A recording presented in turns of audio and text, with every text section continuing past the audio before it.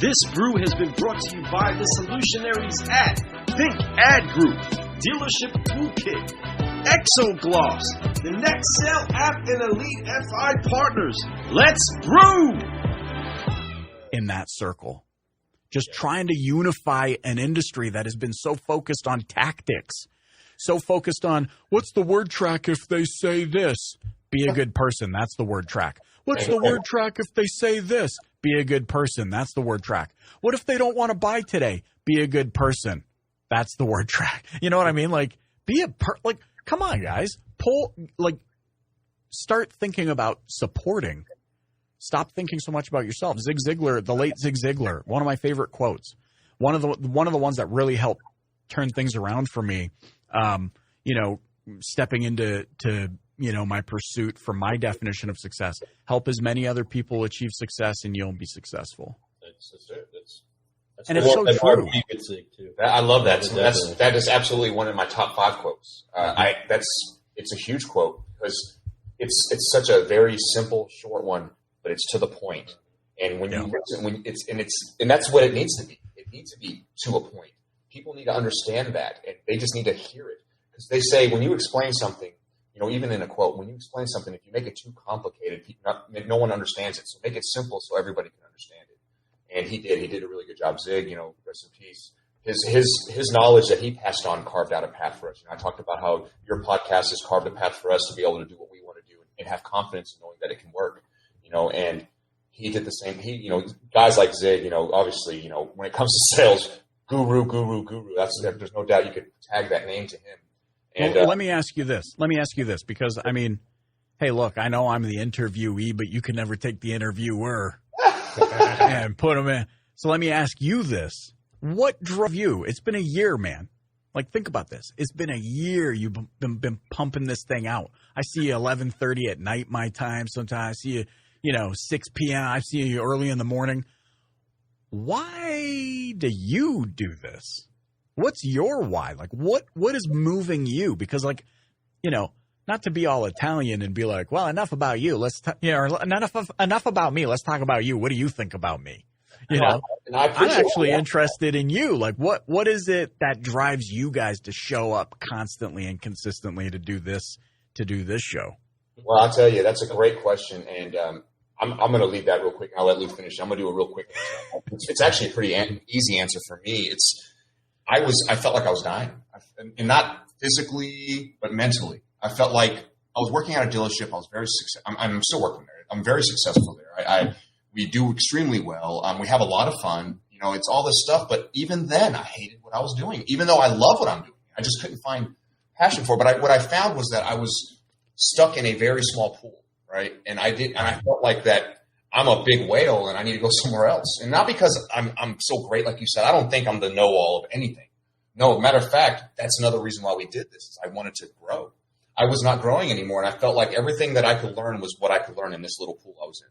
So what we did was I reached out to Lou, and I was like, hey, Lou, basically stated that, said, but I have an idea. I want to do a podcast, and I want to do it to help change this game, share what we have, invite people in so we can learn, maybe see if there's something new that we can do. It was out of love. It was out of hey, I need to grow or I'm going to end up wanting to leave this job. I want to leave. I'm going to, maybe do it in a bad way.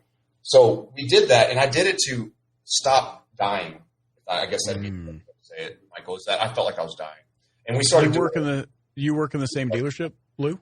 Well, we are in the same group at 2 different stores. Okay. Got it. So was it similar for you as well? Not at all. So in my scenario, I was continuously formulating a message to not just the auto industry, but just to people. I do a lot of street outreach. I've grown up being a missionary into hip-hop culture and trying to do whatever I can to leverage resources to help me do that, to be a mentor into young men's lives and to reach out for people that were in similar situations to me that we had a common thread in hip-hop culture. I got really tied into helping out some of the most high-risk foster kids inside of the area, and we've been doing so many things for years. I mean, the dealership has joined teams, you know what I mean? Some of us pick up the load together to help out. So trying to just inspire as many people to be part of it as possible. But inside of doing this, it's been more on the side of trying to amplify the message of making sure that people know to forgive, focus, fly. I've been forgiven much. A lot of grace has been extended to me. We've been through a lot of things in our lives, both of us, that God has shown great grace to. And ultimately, as somebody asked inside of Clubhouse the other day, if you were cut, what would you bleed? I would bleed joyful hope. I've seen very bad, ugly life, and I've seen very horrible, bad things. We've experienced it and sometimes been a part of creating that, right? And so with that, so much grace has been shed to me, but I continuously look at life in a joyful way and try to do things as straightforward and real with people out of a joyful heart of grace. And that's how I've been successful in my selling career. And inside of this message of Brewing Solutions, I'm kind of casting a net of true hope and evangelism to an auto industry and finding that there's people like you that are joining our boats together to continuously pull in that harvest of fish of people that are what we're actually looking for. We're being fishers of men. And so this message of hope is of forgive, focus, fly. I've taught it. I teach it to kids in the street, teach the kids inside of high schools, middle schools, grade schools. And it's become a message that's kept growing, but teaming it up inside of the car business. I mean, when looking at how to deal with it up, or that customer that rejected you, forgive them, focus on the next one and fly to next heights. And the mantra of keep growing, my brother Fred is constantly trying to find a way to keep growing. And like he said earlier, that's where he wanted to go. He wanted to burst out of where he felt was limiting. Though successful, anybody could look inside of that box and say, man, dude, you got it good. It's good, brother. Life is good. You know what I mean? And then not see that, yeah, that's great, but this pot isn't big enough for me anymore. I want to dig my roots deeper with my family, with my relationships, with the people that I know, with my network. I have so much fruit that can come with me if I have someone to deliver it to.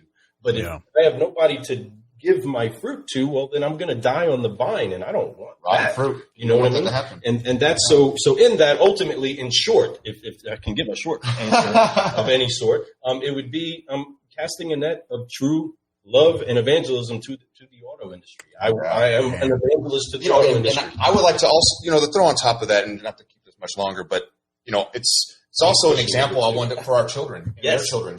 Legacy. We're trying to leave a legacy for our kids, and that's probably something that my son, it actually makes my heart melt when he says stuff like this. But today we're sitting out here, and I was literally sending messages to everybody about our show right before this one about, hey, come on for a moment, blah, blah, for our anniversary. My son's looking down. I look out and say, hey, I'm so sorry. I love you, buddy. You know what I'm doing. I'm working right now. He goes, Dad, I know what you do. You grind, and I appreciate you doing it. I see you doing it every day.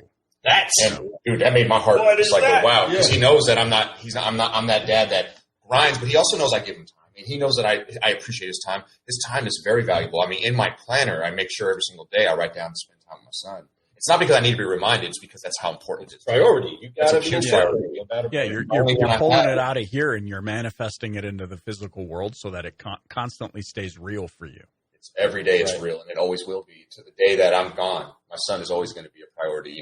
Even when he's an adult, that's my blood. That's my legacy. Think about this for a minute. Okay, feet are going up. Think about this for a minute, will you? Hold on. We constantly talk about how do we improve the business? How do we get rid of the negative stigma associated with the car industry? And you just said that our children are watching us. Come on. Yes. What if, let's just go down this wormhole for a second. What if the actual key to changing this industry is to have our children watch us, know that we work in this industry, and say, when I grow up, Mom, when I grow up, Dad, I want to do what you do. Think about our children are watching our every action. And if all we do is come home and complain about how bad life is and how much it sucks and that stupid customer and this and that, This inevitably happens. We all become our parents. And I see my parents. I can remember a time when my dad was more stern and he was like in it building business and like, more direct and this and that. But I also see 68-year-old Pappy, and he's softer. And so when he sees me maybe be a little bit too stern or, hey, take it easy, like tone it down a bit. Where am I going with this? Well, the question that I constantly kind of go through in my mind is, when I'm a grandfather and I see my children behave the way I'm behaving in this moment, will I be saying, whoa, take it easy. Calm down. You're being too tough. You're complaining. Mm-hmm. And part of too, like I was listening, as I've been listening to you, the two of you speak, there's this process of like transformation. You were in one environment, maybe it was mentally, maybe it was physically, geographically. You were in one environment and that shaped a perspective for you. But ultimately, and myself included, we went from one environment to another. We tasted the sweetness of the green grass that we realized could be green from nurturing it, not just because it just existed and was green already. People need to get out of their environment. One of the things that I'm most grateful for is that in my early 19, 20, 21-ish area, I went and lived in the Philippines for 2 years. I got completely out of North American Western culture where we live in these, 3,000 square foot, 5,000 square foot homes that seems to be the normal, whatever these days. All these new houses going up are like 3,500 square feet, and that's supposed to be small now. Yeah. And I go to a place where 18 families could live in that space, and I'm sitting in a nipa hut that's 10 feet by 7 feet, and they don't have a bed and they don't have I got out of this environment, and it shaped, I guess, this narrative, this gratitude within me where I'm like, okay, first of all, like, let's process of elimination this deal. You're complaining because you only sold 9 cars. There's people on the other side of the planet that are drinking water from the puddle they just took a frickin' dump in. So factual. You know what I mean? If you can get there in your brain, what happens, hopefully, and this is not, I'm not Barbara Streisand trying to rain on everyone, parade here. But like, if you can get to a point where one of you said it earlier, I can't remember which one, forgive me, but it was like, if you put your problems into a bucket with everyone else's and we all looked in, you would quickly take your problems back. Right? There's really, and I'm not trying to be all like, what's the Miracle Network or whatever, and they try and get you to sponsor children in Africa and there's flies all over their face and, their bellies are out to here. Like, I get that's happening. Yeah, I get that's legit, but the more real day-to-day is, you go to a place like the Philippines, they're the happiest, humblest, God-devoted people you'll ever meet in your entire life. They have zero in their house except maybe a handheld fan. And you compliment that. You go, wow, nice fan, because there's really nothing else to compliment. And they'll take it off the wall and give it to you. Take it. Give us honor, take it. And you go, holy smokes. I'm complaining that I didn't have 2 pennies to rub together to put gas in my car. Someone else goes, you had a car? And the person says, you know how to say car? And the person before that says, I'm freaking mute. I don't know how to talk at all. Yes. Like there's this Russian nesting doll of perspective that we need to gain. So we're sitting in this industry, man, 2020 was the worst year. Unknown, this and that. Imagine actually having nothing, literally nothing to complain about and still experience a pandemic. You're talking about losing your business. I don't even know what a business is.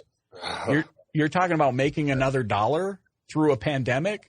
I'm trying to figure out how to get this swarm of mosquitoes that are inevitably going to give me dengue fever off of me so I don't get that and the virus. Yeah. So seeing that firsthand and getting out of your environment. And by the way, you can simply do this by driving to the other side of the city you live in. Getting out of your natural habitat really does something to help shape your perspective. I used to do this exercise where I'd put a chair in the corner of my office and I would stand on it and look at my office from a different angle. And just that simple exercise about shifting my perspective helped open my mind to finding solutions. Like, this is why I love being on this thing, brewing solutions. Like, forget about talking about all your problems. Let's talk about solutions. Let's get creative. Let's innovate. Let's go deep. Let's innovate inside of, and let's be grateful that we have challenges. By the way, when you're done with challenges, it's because you're 6 feet in the ground.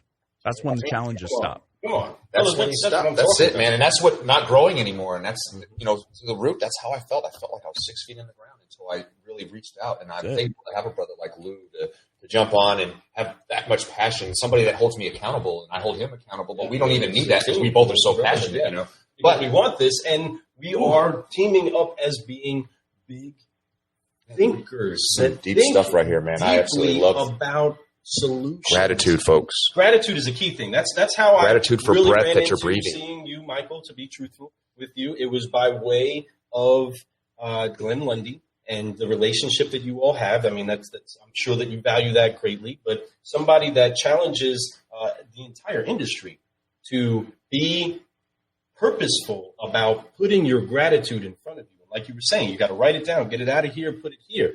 Your eyes are the windows to your heart, to your soul. Mm-hmm. And it's so important that you take in good stuff, just like you take it in your ear, you eat good, you taste and you see good by experiencing.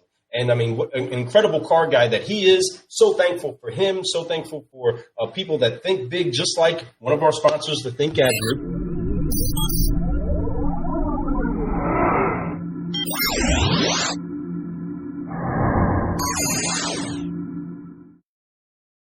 I was in the Matrix for a second there. What happened? But they are some big thinkers, and we're so honored to be teamed up with them. But incredible car guys with big solutions, just like Glenn Lundy, just like my brother here, Michael Cirillo. So speaking of car guy stuff, because, guys, we're getting deep. Everybody hit your chest one time. Boom. Because we are getting deep, just like some caffeinated consistency, hitting the heart and shifting and uplifting the tick that is talking as time goes on. So speaking of time going on and how we got here, we talked about a little bit of ancestry. We've connected some of the dots of how the legacy of growth has occurred. So from a car guy and a subprime hero to Michael Cirillo, how did you get in the automotive industry? Dude, my mom gave birth to me on Thanksgiving Day, and I was like, yeah, cars! No, I'm kidding. Yeah, automotive! Had the beard and everything. Had the beard. The doctor was like, whoa, he's got to have a face for radio. So the way it happened for me was straight up through the vendor side. It was all about just finding, I'm a nerd. I'm always looking for solutions, and so we used to publish telephone books, if you can believe it. You probably have telephone books right now. They're holding up your computer monitors. I'm sitting on. Yeah, that's what he's sitting on. That's right. Yeah. Well, let me take one of those out. And we saw an opportunity, obviously as we were keeping track of the trends, we saw an opportunity to say, whoa, this is a thing of the past. I just got a CD delivered to my door that's going to put Netscape Navigator on my computer. Right? What is this thing called the internet? And I'll never forget. I must have been 10 or 12. I don't remember how old I was, maybe 13. And my dad called us all downstairs into his home office. He had taken our garage and remodeled it, turned it into his office so he could have a space. And he's like, watch this. He turned on the computer, and it was like, and then he went to, I want to say one of the first websites out was like the Encyclopedia Britannica or something like that. And we sat there and watched this page load, like this. And he looked at us and he went, this is going to kill the encyclopedia salesman. And so he's publishing telephone books, and immediately we're thinking, well, if this is going to kill the encyclopedia salesman, for sure they can just upload a database of phone numbers on this deal, and we're not going to need to print these stupid books anymore. Hello. Right? So we saw that happening, and so we had franchises of this telephone book company that we had sold pretty much halfway across Canada. And we were just like, bye. We sold it. We're like, out. And we saw an opportunity. We always love looking for competition. People shy away from competition. We love going head first into competition because it shows that there's viability in the market. It's champion heart. You know, especially in automotive. Think about this. Everybody's scared about their competitor down the street. The fact that there's a competitor down the street tells you that there's viability in your market. There's a demand. You should be happy about this. And so we were still in the print industry, but we created a magazine for car dealers, and we called it Auto RV World. It had RV dealers in it. It was there, you know, just like a buy and sell type magazine. And we did that all the way actually up till 2012. But in 2006, when we really saw digital emerging, we said, well, how do we take what we've learned about marketing and not just take a print concept and put it online? How do we actually utilize this new medium to track consumer behavior in a way that is going to help create transactions, not just leads? Everybody in this industry are a bunch of lead zombies. How do I get more leads? Well, you can spend way too much money buying them from a third party, or you can generate your own opportunities if you just deploy the simple strategies of marketing and consumer behavior tracking with this commodity that they already know they want. Like my 7-year-old daughter knows what a car dealer does. Why are we still spending so much of our time going, we're the number one dealer in the blah, blah. Shut up. You're in Doglick, Nebraska. You're next to a Wendy's. That's the number one Wendy's in the tri-state area if you're in Doglick, Nebraska, because you're the only one there. You know? So we took the concepts that we learned about how to move people to action, and instead of just doing what everybody did for years, they struggled and just basically taking what you would do in print, picture price advertising, and transferring it online and saying, hey, we got a website. We were like, oh, nay, we got to move people to action. So that was kind of our foray into all of this entire ecosystem that we've created today. I used to work for this auto group, and I would show up and I would do their merchandising for them. So I would go to school all day, and then, you know, in the early afternoon to late at night, I would go to each of their lots. I would take pictures of 300, 400 vehicles, 36 images of each vehicle, and we would deploy what we learned about consumer behavior, about how to like tell a story about this vehicle to move a consumer to action on it, instead of just throwing it up there, or what a lot of people still do is that stock image of coming soon. That's the dumbest thing it's the dumbest thing you could do. Anyways, so we just learned, and we learned as much as we could about the business to create better solutions. We didn't come into it just thinking, oh, I was a tech guy in Silicon Valley and I'm going to create a piece of tech that's going to help dealers. We really, you know, even to this day, we're just so anxiously engaged in learning as much as we can about consumer behavior and how to map that to the customer buying process. And so that was my foray into this beloved industry of ours. Dude, and that's how you got to, the way you're thinking, I love that you said nerd. It's not a nerd thing. That's actually it's just an intelligent thing. You're thinking outside the box, which is great, because the average car guy comes into business, their minds, your mind gets set a certain way, right? So if you're thinking a certain way, it's hard to think a different way. We all know that. We kind of let our brains train a certain way. So when you came in, you brought in something different. You brought in a whole different, like, your business plan and the way you came up in it, and before you utilized it, it's a different view. So by bringing that view in there, you changed some stuff up. You made it different. You made it better. You made an experience that other people, could have done, but yet you brought your brew, and the brew was delicious. And I absolutely love that you did that. And it's great that you brought that to the automotive business game, the RV game, everything that you're doing it in. And I think it's, let me say this too, because you're going down a path that I love. I love when people are like, "Wait, you weren't a car salesman? How dare you talk to us about selling cars if you were never a car salesman?" Bro, shut your face. Have you ever built technology? No? Then you don't get to tell me how to make my technology, because that is a very diversified skill set, numbnuts. Hey. You've never, do you know what I mean? Like, it's such a weird narrative that there are still people in this industry that are like, well, you never were a salesman. You never sat in the box. Therefore, you're dogging on me? Yeah, no. Because I didn't experience something that is, by the way, completely teachable? Bro. Shut up. Bro, we don't have time for this. By the way, your team hates your guts because you're the worst leader on the planet.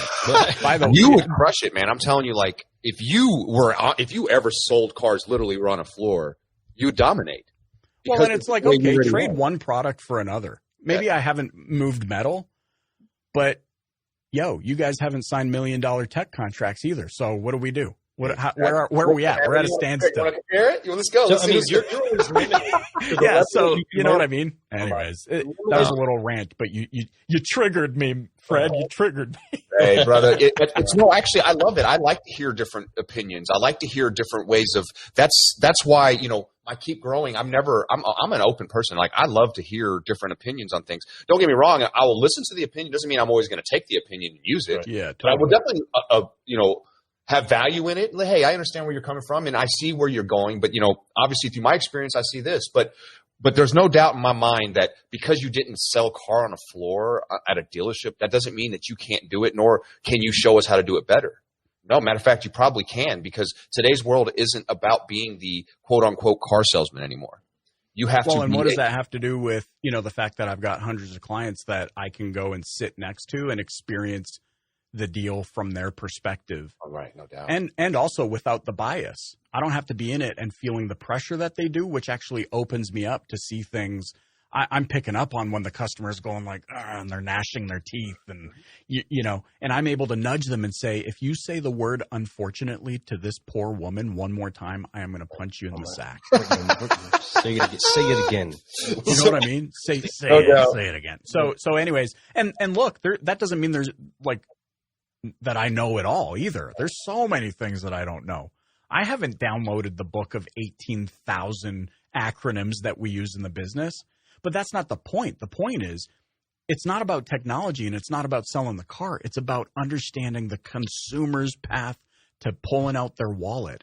And that's available to all of us, just as available it is for me to roll into your dealership, and sit next to you guys and learn how the intricacies or the nuances of selling a car, as much as it is for you to come up to my tech shop and learn the subtle nuances of how to what it actually takes to develop out tech. Yeah, it's learnable. It's learnable. And again, like I was just trying to drop that out there, you're limited to what it is you can learn from somebody if you limit how much you believe you can learn from somebody. You got to have Bruce Lee says it. You have to. Bruce Lee's one of my favorite ever persons, not just martial artists, but philosophers, the whole nine. And he talks about the empty cup, right? Your cup must be empty. And it's because if your cup is full, you're not going to allow yourself to learn anything. You can't put no more brew in there, right? So you have to leave it empty so you can constantly have new, fresh brews coming in and having new ideas and allowing that to be part of you. Right. If you go in thinking you know everything, you're never going to learn anything. Nope. And that's unfortunate because there's a lot of people who do that. I've met plenty of managers who you come in, you work, it's their way or the highway, right? It's not. Don't get me wrong. There's been times where their way has been the right way, but you have to be open to listening to what your team is saying with the like you said, the consumer is wanting. Mm-hmm. So until you get to that, until you understand that what consumers want changes quite a bit. So you have to make sure that you're always evolving. You're always doing something different. And as I like to say, keep growing, right? So, yes. So we all grow up in this business and we all have these great missions that we want to do. Whether you came from outside the car business and got into it, if you're just an affiliate, a vendor, it does not matter. This business needs it all. This business does not work without everybody who's doing what we're doing. Whether from the guy out there cleaning the car to the person who owns Toyota Motors, right? It does not matter. Everybody is intricate. Everybody who's turning a wrench, somebody who's, filling out paperwork. It does not matter. We need each other. We need each other to grow. Everybody is. Now, everybody has their importance. Everybody has their way of doing things, but as we come up in this business, we find people that push us, that encourage us to do more, or maybe show us something that really blows our mind, that gets us to the next level. Who would you say that person is for you? Oh, man. It's hard to pick one, isn't it? Dang. And because the reason I hesitate is because I'm like, crap. Yeah, they would expect me to say it. But look, my wife is the star by which the Cirillo galaxy revolves.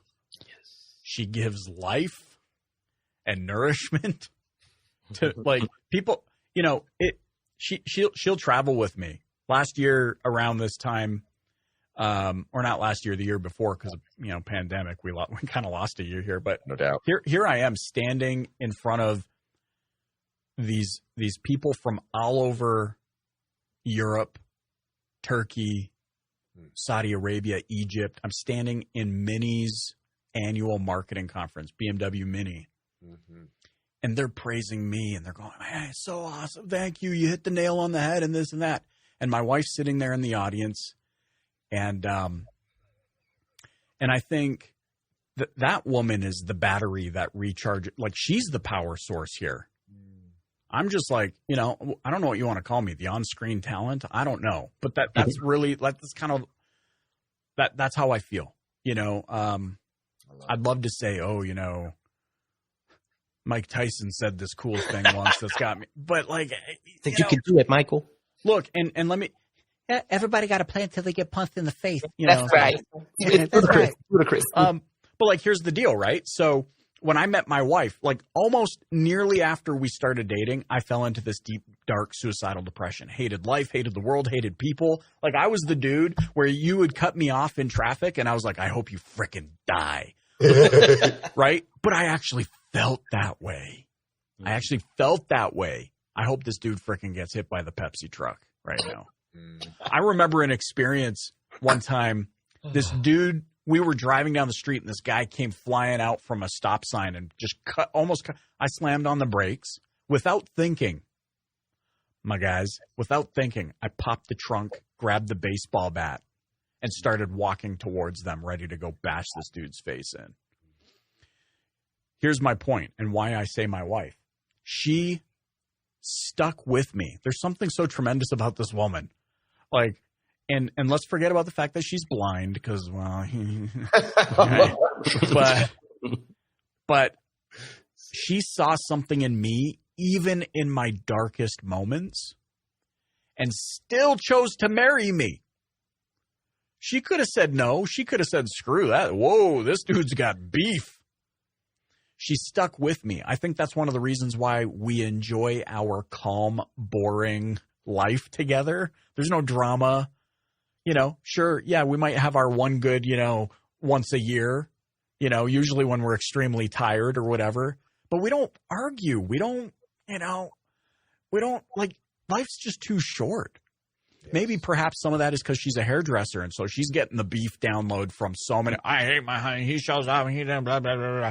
I know when that happens, because when I walk through the door, she just wraps her arms around me and she says, "Thank you for our boring, drama-free life." But really, she saw me at my darkest, and we had to overcome something together that she could have been like, "Yo, peace out." But she didn't. She stuck with me, and I think that created a foundation for us that has given us a lot of perspective. I wake up every day because the first thing I see when I wake up is her sleeping face. And I'm like, okay, the only way to pay her back, and this is how I feel about my parents, the only way to pay them back is to pay it forward. I can't pay back this debt. Why does this woman stick with me? She's also the one that graciously and gracefully told me, "Hey, when are you going to shave your head? Because our kids are going to start asking why your hair's parting in a circle." I was starting to look like a monk. I was hanging on to this. I was hanging on to this comb over.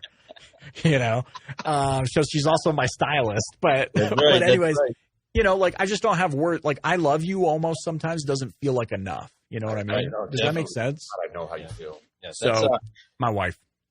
I love 100%. I mean, consistent with what this week has been saying. That's exactly what Sean Welsh said yesterday. And we completely champion that. We would not be who it is that we are without our wives. And she raised me good. She raised me good. That's right. Forgive, focus, and fly. You got to have that partner with you. And that's why we are where we are. Again, just like anything in life, having that person see something inside of you that maybe you didn't see, maybe you didn't believe in. And to have somebody so into that, so into what they know is good and you haven't even seen it yet, and then let that person become alive and let them get the reward for what they've been sowing into. It's incredible to give your wife the person that they deserve to have. And that's been the testament to my daughters, right? Is I'm going to love my wife with everything that I can to show my daughters what level it is that I can give it to, and that I'm going to try to hold these men that try to take the hands of my daughters to an even higher level than what it is that I did. But there's no way, shape, or form that they're ever going to be confused about me and my love for my wife. Yes. Yes. Because my wife upgrades me. She makes me look better just because I'm with her.